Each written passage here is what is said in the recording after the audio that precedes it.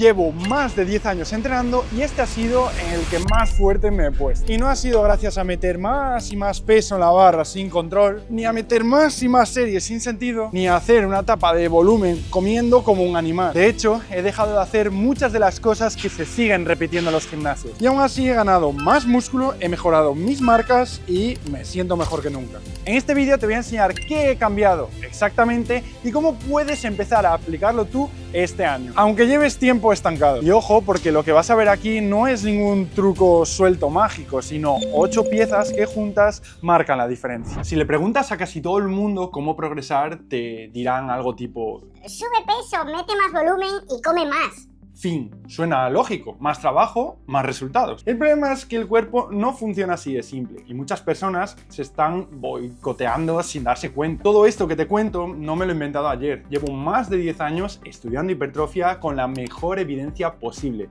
probando protocolos con cientos de atletas, compitiendo yo mismo en culturismo natural y hoy he llegado hasta dirigir un máster de mejora de la composición corporal y culturismo natural. Durante mucho tiempo todo este contenido solo lo han tenido mis alumnos y atletas y hoy te lo voy a regalar ordenado para que puedas aplicarlo desde ya. Cuando termines este vídeo vas a saber qué variables son claves para ganar músculo, cómo usarlas en tu entrenamiento, qué errores te están frenando ahora mismo y vas a ver ejemplos reales de cómo lo aplicamos con atletas que han ganado una barbaridad de masa muscular sin subir kilos locamente en la barra ni hacer volúmenes absurdos. Vamos con la base de todo: intensidad y tensión mecánica. Imagina que la hipertrofia es un tesoro dentro de un cofre. La mayoría de gente en el gym se pasa el día moviendo el cofre, arrastrándolo, dándole golpes. Más kilos, más ejercicios, más trucos, pensando que así, por desgaste, se terminará abriendo. Pero el cofre solo se abre con una llave: la intensidad, es decir, cuánta tensión mecánica real llegan a tus fibras. Más adelante hablaremos del tamaño del tesoro, el volumen, pero primero necesitamos la llave. A nivel muscular, en cada repetición pasan 3 cosas. Reclutas unidades motoras, fibras musculares. Esas fibras forman puentes de actina y miosina. Y esos puentes generan fuerza y deforman estructuras dentro del músculo. Podemos entender la intensidad como qué porcentaje de la tensión máxima soportan los elementos contráctiles activos en ese momento. Cuanto mayor sea esa tensión, más se deforman las fibras, más peligro percibe la célula y más fuerte envía la señal de que hay que reforzar esto. En la práctica, tú no ves puentes moleculares, ves la carga externa, es decir, los kilos, cómo se va frenando la barra en las últimas repeticiones y cuántas repeticiones sientes que te quedan en recámara. Ahí entra el RIR, repeticiones en recámara. Ya sabes, RIR 3 crees que podrías hacer 3 más. RIR 1, solo una más. Y RIR 0, haces esa, pero si intentas otra ya no sale, llegas al fallo muscular. Lo que hemos ido viendo en los últimos años es algo así, que para hipertrofia el estímulo fuerte aparece cuando trabajas entre RIR 4 y RIR 0, según ejercicio y contexto. Si te quedas en RIR 8, 10, ojo, ya se puede conseguir hipertrofia, pero es muy ineficiente. Entrenar siempre al fallo no es mágico. A igualdad de volumen, no gana por goleada a quedarte cerca del fallo, pero sí suma fatiga, pudiendo complicar la recuperación cuanto más volumen hagas a esas intensidades. Como conclusión rápida, no necesitas fallar siempre para crecer, pero sí necesitas acercarte lo suficiente al fallo para acumular un buen bloque de repeticiones caras, es decir, con mucha tensión. Y cuidado con un detalle: el RIR es una habilidad y no un don divino. Mucha gente cree que va a RIR 1, 2 y cuando grabas la serie ves que tenías 4 o 5 repeticiones más fácilmente. Por eso una forma muy práctica de entrenar tu percepción es la siguiente.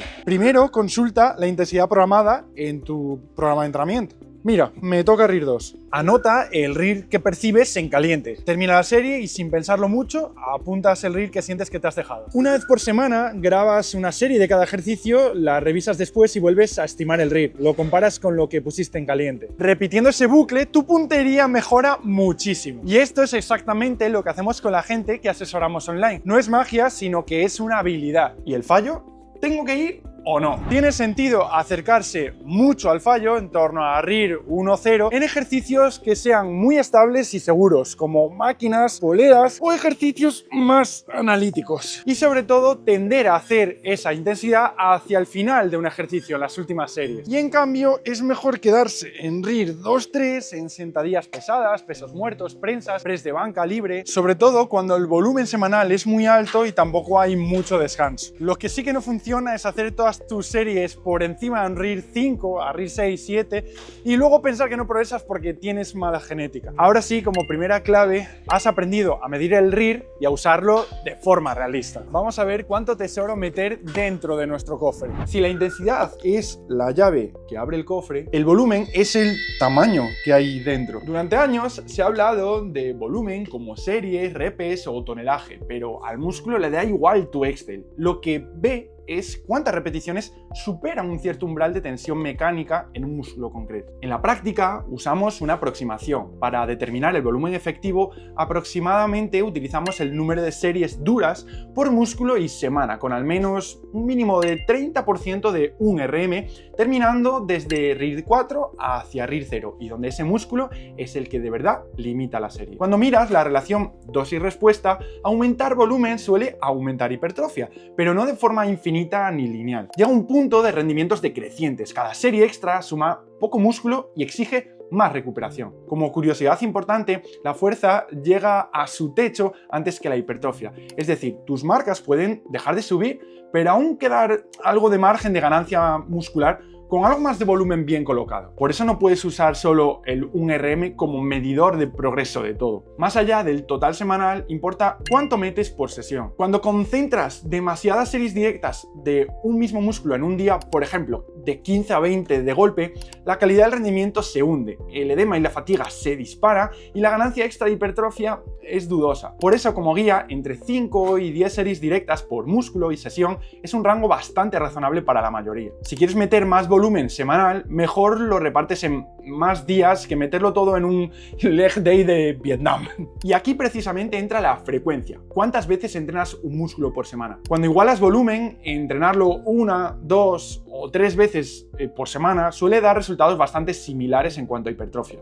La frecuencia no es magia, es logística. Piensa la frecuencia de la siguiente manera: una frecuencia 1 más o menos para grupos poco prioritarios y con poco volumen semanal, músculos que quieras mantener o mejorar pero despacio. Una frecuencia 2 para la mayoría de grupos cuando manejas un volumen moderado tirando a alto, repartes el trabajo en 2 días y mantienes calidad. Y reserva frecuencia 3 o superiores para grupos muy prioritarios con mucho volumen semanal pero que necesitas pocas series por sesión para que cada una sea de calidad. Y aquí la pregunta del millón: ¿cómo sé si voy corto o pasado el volumen? Si tu rendimiento en las series duras mejora poco a poco, más repes con mismo peso o mismo número de repeticiones con más peso, vas por buen camino. Si vas siempre reventado, con molestias por todos lados y sin progresar, seguramente te estés pasando o no estás descansando o comiendo acorde. Y sobre el famoso edema muscular, es normal sentirse hinchado 24-48 horas tras un estímulo potente, sobre todo con ejercicios nuevos o más rango de movimiento. Gracias al Repeat Boot Effect, cuando repites ese estímulo varias veces, el músculo se adapta y cada vez se daña menos agujetas, menos hinchazón, aunque el entreno siga siendo duro. Si semana tras semana sigues siempre inflamado, dolorido, rindiendo peor, es una señal clara de que estás acumulando más daño que estímulo útil. En la práctica, una estrategia muy simple es la siguiente: comienza con un volumen moderado, en torno a las 8 o 10 series por grupo muscular a la semana. Tenlo varias semanas hasta que la técnica de los ejercicios en la que repartes ese volumen se estandarice. Sigue muy de cerca tus sensaciones, el rendimiento y la recuperación. Y a continuación, y por último, sube un poco el volumen si progresas bien y te vas recuperando. Esto parece sentido común, pero es que es realmente lo que hacemos en el día a día con las personas que asesoramos. Encontrar ese rango donde progresar a tope sin reventarse mes a mes. Ya tenemos volumen e intensidad, ahora solo queda saber cómo colocamos ese trabajo en el tiempo. Puedes tener una intensidad muy bien medida y un volumen bastante bien ajustado, y aún así tirar por la borda parte del estímulo si recortas los descansos hasta el absurdo o conviertes tu sesión en un circuito eterno para congestionar más. Otra cosa donde el entrenamiento actualizado va en contra de lo que se ha venido diciendo hace años. No por descansar menos te pones más fuerte. La densidad de entrenamiento es básicamente cuánto trabajo efectivo, es decir, series duras, repeticiones con tensión, metes por unidad de tiempo de sesión. Si en una hora haces 12, 15 series duras con descansos decentes y buena técnica, tienes una densidad razonable. En cambio, si intentas hacer 25 series en esa hora, con descansos de 30 segundos y encadenando ejercicios sin aire, la densidad en papel sube, pero bajas la carga, pierdes repeticiones, tu RIR real va a subir, te quedas más lejos del fallo y la tensión mecánica por repetición se desploma. Y aquí viene un matiz muy importante. Aunque llegues al fallo en la siguiente serie con poco peso, no es ni de lejos el mismo fallo que hubieses alcanzado si hubieses descansado bien. Con descansos muy cortos llegas con mucha fatiga previa y reclutas antes las unidades motoras de alto umbral, pero esto es lo que hace que falles antes de que el mayor número posible de fibras reciba la máxima tensión el tiempo suficiente. Es un fallo más prematuro. Se para el sistema global antes de que exprimamos del todo al músculo que nos interesa. En cambio, con descansos más largos, de 2 a 3 minutos, o más incluso en ejercicios muy pesados, mantienes mejor la carga, mantienes mejor la técnica y repites un rendimiento parecido serie tras serie. A la larga, eso significa más repeticiones cercanas al fallo de calidad, con buena técnica y buena tensión mecánica. Puedes seguir la siguiente guía práctica. En multiarticulares pesados, ejercicios de peso libre o directamente donde tengamos mucha demanda sistémica como pesos muertos, sentadillas, press de banca, descansa de 2 a 3 minutos como mínimo. Y si puntualmente necesitas 4 minutos en una serie muy bestia, no pasa nada. Alargar por encima de esos 3-4 minutos de descanso entre serie rara vez te va a aportar más músculo y en cambio en la mayoría de contextos te va a recortar tiempo útil de sesión. En cambio, en ejercicios como máquinas, ejercicios más analíticos o estables, entre 1 minuto, minuto y medio hasta 2 minutos y medio o por debajo de 3 suele ir perfecto. Como criterio de eficacia te voy a enseñar que no te preocupes si con 60 segundos o minuto y medio no te es suficiente para recuperarte. Puedes descansar un poco más, pero puedes saberlo con las repeticiones que sacas en la siguiente serie respecto a la anterior. Es decir, si en tu siguiente serie caen alrededor del 20% de las repeticiones de la serie anterior, pues estarías descansando menos. En un ejemplo rápido, si has completado 10 repeticiones, en la siguiente no podría caer de las 8. Y ahora, en contextos de poco tiempo disponible, ahí sí que puedes jugar con la densidad. Pero siempre y cuando entiendas que estas técnicas de alta intensidad son una herramienta útil para comprimir más estímulo en menos tiempo, no ese estímulo mágico extra. Aún así, intenta seguir priorizando los descansos más largos para aquellos ejercicios más prioritarios. Y muy importante, la duración de la sesión no la manda una plantilla de internet, la marca tu vida real. Imagina tu sesión como un cubo de tiempo y energía limitado. Lo primero que metes en el cubo son las series que más estímulo dan, con intensidad bien medida y descansos suficientes para rendir. Si todavía queda espacio en el cubo, añades accesorios para completar el estímulo, juegas un poco con la densidad o metes alguna técnica de intensidad. Lo que no funciona es al revés, llenar el cubo con 1000 ejercicios, circuitos y descansos mínimos y llegar a la serie realmente importante sin tiempo ni gasolina. En la práctica, el orden es, en primer lugar, aseguras el estímulo de calidad, a continuación ajustas el descanso mínimo para sostenerlo y por último juegas con la densidad para encajar tu entrenamiento en tus horarios. Si lo haces al revés, sí, acabarás más cansado, pero no más fuerte. Y ahora que tenemos claro cómo respirar entre series, vamos a aprender a cómo progresar en el tiempo. Si quieres progresar, mete más peso en la barra cada semana. Seguro que has escuchado esta frase 1000 veces. La sobrecarga progresiva se ha reducido a eso y se ha quedado coja. Definida bien, es aumentar de forma gradual el estímulo que recibe el músculo con el paso del tiempo para seguir generando adaptaciones. Ese estímulo se puede aumentar de muchas formas, no solo con más kilos, más repeticiones, con el mismo peso y RIR, misma carga, pero con mejor técnica y más control, mismo esquema, pero con RIR más bajo, te acercas más al fallo, mejor reparto del volumen en la semana, o cuando toca más series efectivas. Aquí es útil separar dos niveles. Sobrecarga de rendimiento, haces lo mismo pero mejor, mismo ejercicio, series, repes, objetivo y descansos, y con el tiempo más repes, algo más de carga, mejor técnica al mismo ritmo. Si tu vida, sueño, estrés, curro, se mantiene más o menos estable y el rendimiento sube, puedes asumir que te estás poniendo más fuerte y probablemente ganando músculo. Y por otro lado, sobrecarga de programación. Cambias la programación para aumentar el estímulo. Subes series, aumentas frecuencia, añades alguna técnica de intensidad, ajustas ejercicios para manejar más tensión útil. Esto tiene sentido cuando llevas semanas con un volumen estable, te recuperas bien y el rendimiento se ha estabilizado y quieres seguir explorando la relación dosis-respuesta. Lo que no tiene sentido es subir series porque sí, cada pocas semanas, seguir una escalera fija de 12, 14, 16, 18 series sin mirar cómo responde la persona. Eso es periodizar ignorando el principio de individualización. Además, cuando comparas protocolos que suben volúmenes por sistema frente a otros más estables, no está nada claro que más y más y más sea siempre superior. Lo que sí parece clave es que el volumen parta de lo que la persona venía haciendo y cómo está respondiendo ahora. Ejemplo muy condensado de lo que hacemos con muchos atletas. Ajustamos selección de ejercicios y técnica. Empezamos con un volumen moderado, por ejemplo, entre 8 o 12 series por grupo muscular a la semana y lo repartimos entre 1 y 3 días. A partir de ahí estandarizamos ese volumen y buscamos progresar en rendimiento dentro de él y a partir de ahí cuando el bloque se gasta, es decir, el rendimiento es estable pero la recuperación es buena y hay margen en cuanto a energía y tiempo, subimos un poco las series, por ejemplo, de esas 8-12 a unas 10-14 y mantenemos ese siguiente escalón el tiempo suficiente como para volver a observar. Con el paso de los mesociclos, tus músculos pasan de tolerar poco volumen a hacer mucho volumen con buena intensidad, buena técnica y buena recuperación. El ejemplo más explícito sería el de mis atletas Dani y Luis. Ambos, de los mejores culturistas naturales a nivel nacional, empezaron a trabajar en el Heracles Team con una descompensación de torso por detrás de las piernas para Dani y piernas por detrás del torso para Luis. Ambos llegaron realizando volumen normal de 8 o 12 series en casi todos los grupos musculares, por lo que comenzamos el proceso de estandarización técnica y a medida que nos acercábamos a esas series con buena alineación, control e intensidad,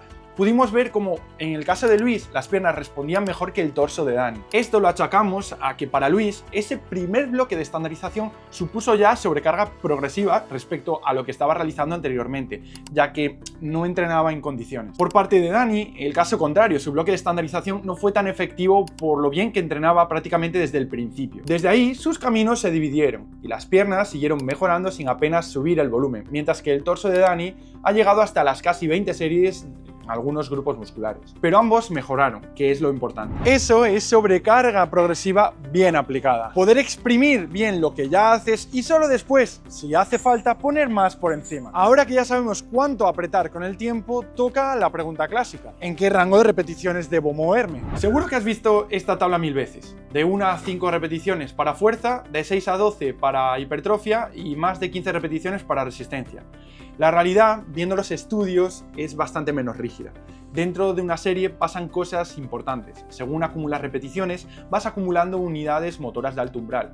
Cuanto más te acercas al fallo, más tiempo pasan esas fibras grandes soportando mucha tensión y la fatiga local sube y el sistema nervioso tiene que apretar más. Por eso se habla de que las últimas repeticiones de la serie cerca del fallo son las que más cuentan. Y aquí quiero hacer una aclaración rápida. Cuando digo que la hipertrofia se produce por tensión mecánica mantenida en el tiempo, no me refiero al típico tiempo bajo tensión de contar segundos por repetición como si eso fuera mágico. El músculo se fija en cuánta tensión soportan las fibras durante cuánto tiempo se mantiene esa tensión a un nivel suficientemente alto. Eso no es lo mismo que hacer todas las repeticiones a 4, 2, contando segundos porque lo pone una tabla. Mientras trabajes con un esfuerzo alto, es decir, a un RIR bajo, hagas un número razonable de repeticiones y no uses tempos ultra lentos de postureo, las diferencias de hipertrofia entre cadencias normales son mínimas. Traducido a algo que puedes hacer desde mañana mismo. Concéntrica potente, excéntrica controlada, sin rebotes raros y con una cadencia que te puedas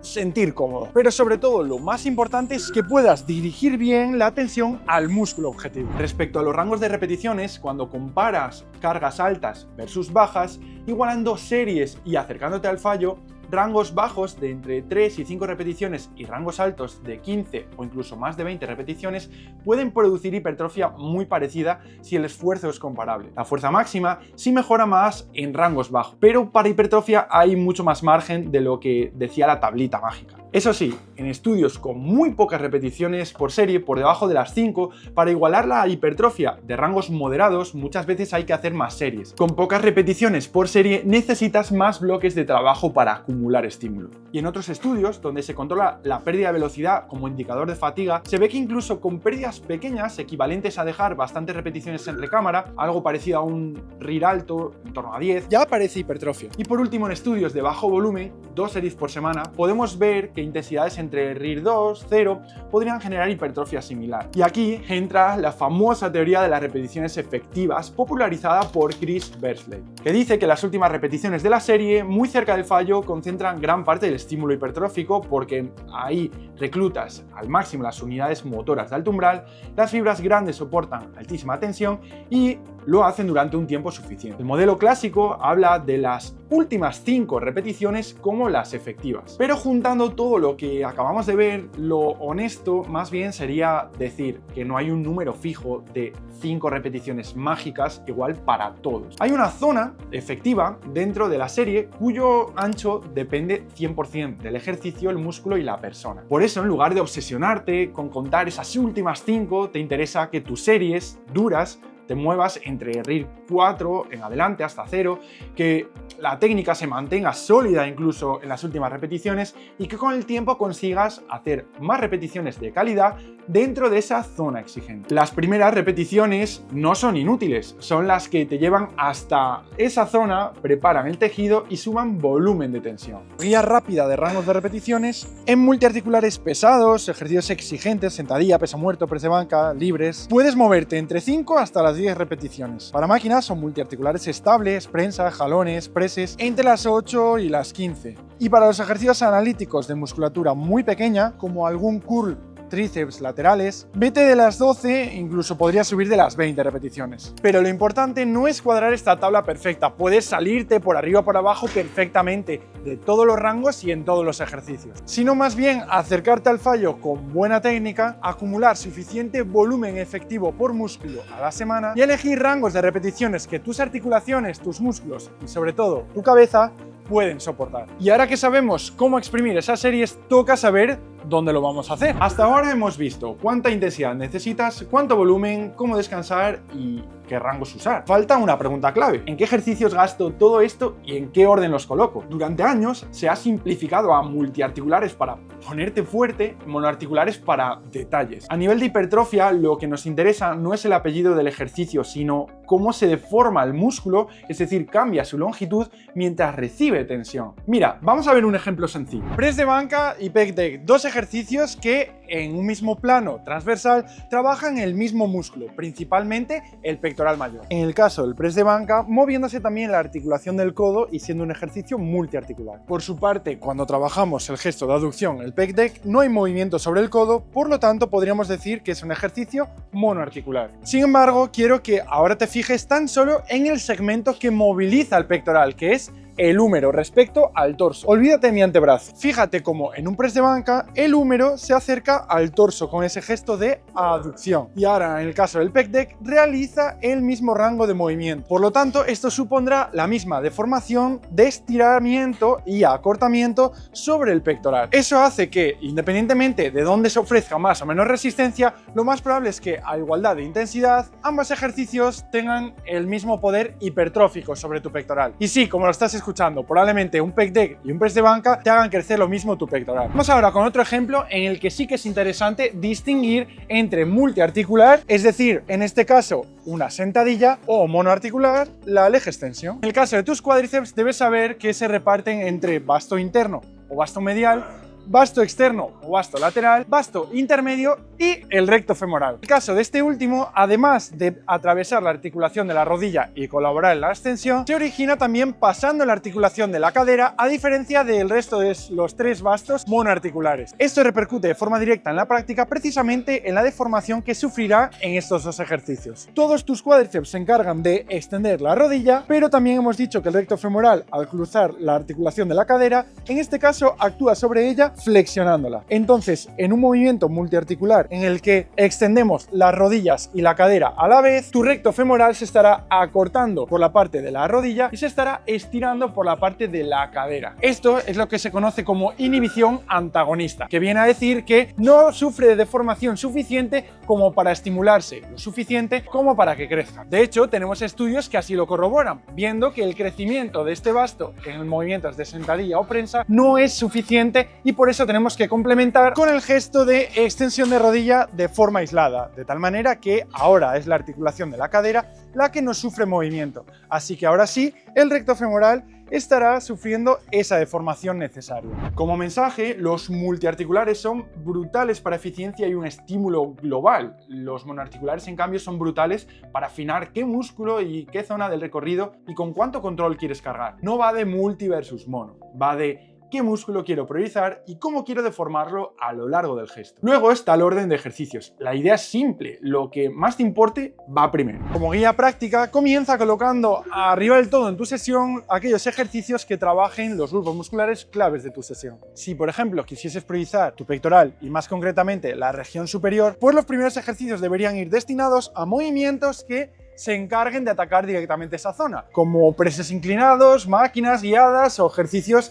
en los que haya flexión y aducción del hombro. En segundo lugar, utiliza ejercicios multiarticulares que te den mucho retorno de mucho estímulo en muchos músculos en poco tiempo. De esa manera estarás siendo muy eficiente con tu tiempo. Por último, utiliza ejercicios complementarios, monoarticulares, más analíticos para complementar el volumen de ese grupo muscular que sea ya prioritario para ti, o directamente porque no tengas otra forma de poder atacarlos. ¿Significa esto que no puedas abrir tus sesiones con ejercicios monoarticulares? En absoluto. Si, por ejemplo, mis deltoides laterales están atrasados con respecto al resto de músculos y son una prioridad, comenzar las sesiones con elevaciones laterales puede ser una opción que, eso sí, bien programada, es muy inteligente. Lo que no tiene sentido es enterrar tus ejercicios prioritarios hacia el final de la sesión, cuando ya tienes mucha fatiga acumulada, solo porque lo clásico te ha dicho que primero va lo básico. Ahora se habla mucho de perfiles de resistencia y de neuromechanical matching, como si por sí solos fuesen la clave de la hipertrofia. Vamos a ponerlo en contexto. Por un lado, el perfil de resistencia es simplemente cómo cambia la dificultad externa a lo largo del recorrido. Por otro lado, el perfil de fuerza del músculo es cómo cambia su capacidad de producir fuerza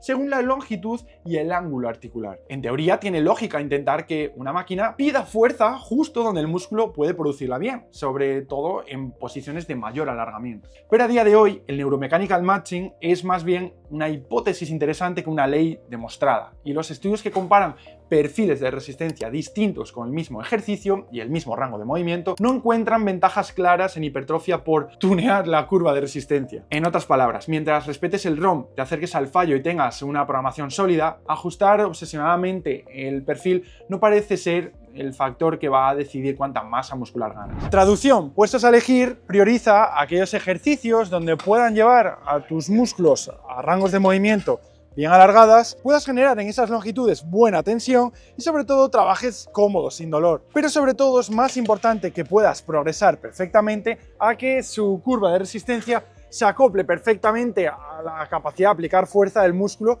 porque te lo ha dicho un post de Instagram. Otra vez vuelve el cubo. Tienes 60-75 minutos reales. Llena primero el cubo con series que más estímulo te dan al músculo que quieres mejorar sí o sí. Y con lo que quede, añade accesorios o caprichos y ajustes finos. Así es como trabajamos en la práctica con la gente que asesoramos online. Buscamos la mejor selección y orden de ejercicios para esa persona y su contexto. Y nunca el mejor ejercicio del mundo en abstracto. Con esto creo que ya tenemos bastante de la parte de entrenamiento. Creo que si te he descubierto algo nuevo merezco un buen like, pero yo que tú me quedaría hasta el final porque viene una de las partes en las que más prejuicios y mitos sigue habiendo: la nutrición y el descanso. Vamos a hablar de algo que, si miras las redes, suena casi a dogma. ¿Tú te crees que Cebur se puso fuerte comiendo menos de 2 gramos de proteína por kilo? Y entonces ya se monta el combo. Cuanto más proteína, mejor. Cuanto mayor el superávit, mejor. Cuanto más peso ganes al mes, mejor. En este bloque vamos a hacer justo lo contrario. Bajar un poco la proteína, bajar un poco el superávit y subir el criterio. Primero, números fáciles. Las recomendaciones generales para no tener carencias de proteína rondan los 0,8 gramos por kilogramo de peso al día. Es la cantidad que en teoría cubre la mayoría de la población sana sana que no entrena fuerza. Y si entrenas fuerza de forma seria, tiene sentido subir por encima. Debes saber que con el entrenamiento de fuerza, el músculo se vuelve más eficiente usando proteína, mejora la sensibilidad anabólica, se reciclan mejor las proteínas viejas y si la energía total es suficiente, se quema menos aminoácido como combustible. Con todo esto, un rango honesto y sostenible para la mayoría que entrena sería algo así como desde esos 0,8 hasta aproximadamente 1,8 gramos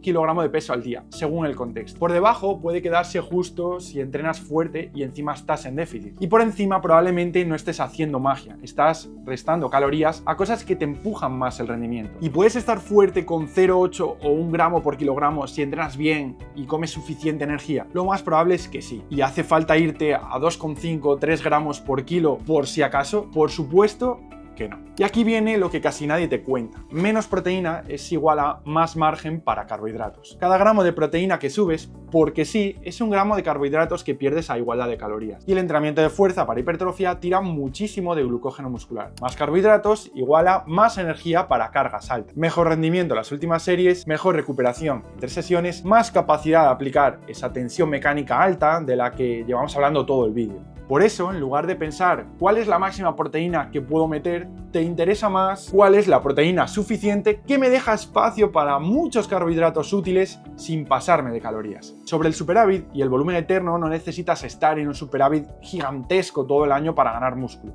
El músculo tiene una capacidad limitada de crecer por unidad de tiempo. A partir de cierto ritmo de ganancia de peso, lo que más sube ya probablemente no sea músculo, sino grasa. Si tu entrenamiento está bien planteado, intensidad, volumen, selección, descanso, tu cuerpo puede ganar masa muscular, con tan solo un superávit pequeño o incluso cerca del mantenimiento, especialmente si vienes de entrenar a medias y ordenas las cosas. Lo que sí necesitas es evitar vivir en déficit crónico mientras pretendes ponerte enorme. Una forma más inteligente de verlo, apunta a ganar aproximadamente 0,25-0,5% de tu peso corporal al mes. Por ejemplo, medio kilo al mes si pesas 80. Si ya tienes bastante grasa o notas que te tapa rápido, muévete cerca del mantenimiento mientras sigas progresando en el entrenamiento, aunque ni siquiera esto te va a impedir ganar masa muscular.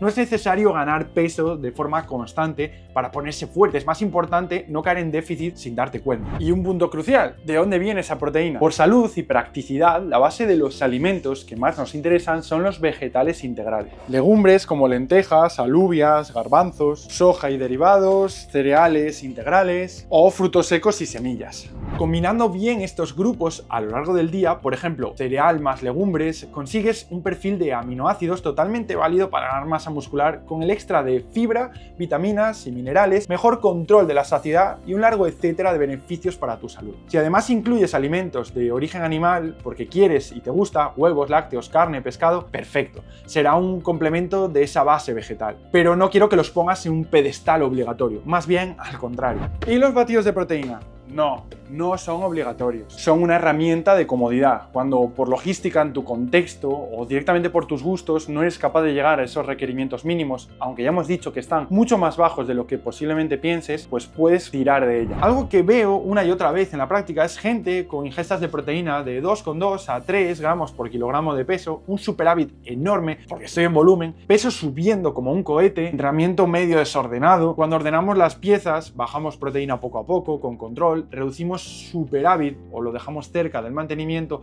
subimos carbohidratos donde más falta hacen y alineamos dieta con la estructura de entrenamiento, siempre pasa lo mismo. Dejan de ganar tanta grasa, siguen ganando músculo, rinden mejor en el gimnasio y la estrategia, sobre todo, se vuelve sostenible. Nos queda la tercera pata del trípode, el descanso. No hace falta que te venda la moto, ya sabes que si quieres ganar músculo, dormir y descansar no son opcionales. La cuestión no es solo dormir más, sino dormir mejor y de forma más regular. Si entrenas en serio, tus músculos no crecen durante la serie de sentadilla, crecen después, cuando el cuerpo tiene más tiempo y recursos para reparar y adaptar el tejido. Dormir poco de forma crónica se asocia a peor rendimiento en el gimnasio, más fatiga subjetiva, peor percepción del RIR, todo se siente duro, más hambre y antojos y un entorno menos amigable para la hipertrofia. Pero tampoco hace falta pasar de 5 horas a 9 perfectas con ritual de 20 pasos. Piénsalo así, si estás en 5 o 6 horas por noche, moverte hacia 6-7 ya es una mejora brutal. Si sueles dormir 7-8, estás en buena zona siempre que el sueño sea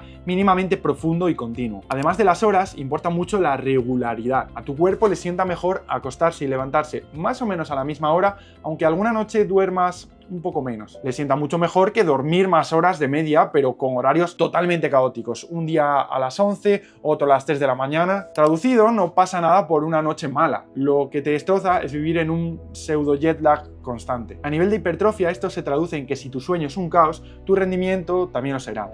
Días de Superman y días de zombie sin que el plan haya cambiado. Se vuelve muy difícil ajustar volumen e intensidad porque no sabes si estás cansado por el bloque o por llevar 3 noches terribles. Un protocolo mínimo realista podría ser el siguiente. Elige una franja ancla para dormir. Por ejemplo, acostarte entre las 11 y 12 y levantarte entre las 7 y 8. No hace falta precisión de reloj, pero sí que el 80-90% de tus días caigan ahí. Protege un mínimo de horas. Intenta que la mayoría de noches tenga al menos 6 y media, 7 horas en la cama. Si un día duermes menos, no dramatices. Vuelve a tu horario ancla cuanto antes. Como ritual de aterrizaje sencillo, 30-60 minutos antes de dormir, puedes bajar un poco las revoluciones usando menos las pantallas brillantes, menos un curro intenso y nada de cafeína. No hace falta incienso y yoga, simplemente coherencia. Un entorno mínimamente decente, oscuro, relativamente fresco y lo más silencioso posible. Si no puedes controlar el ruido o luz, utiliza tapones y antifaz, sin dramas. Pero cuando la vida se interpone, turnos, bebés, exámenes, en esos momentos tu objetivo no es dormir perfecto, sino hacer lo mejor que puedas y volver a tu patrón base en cuanto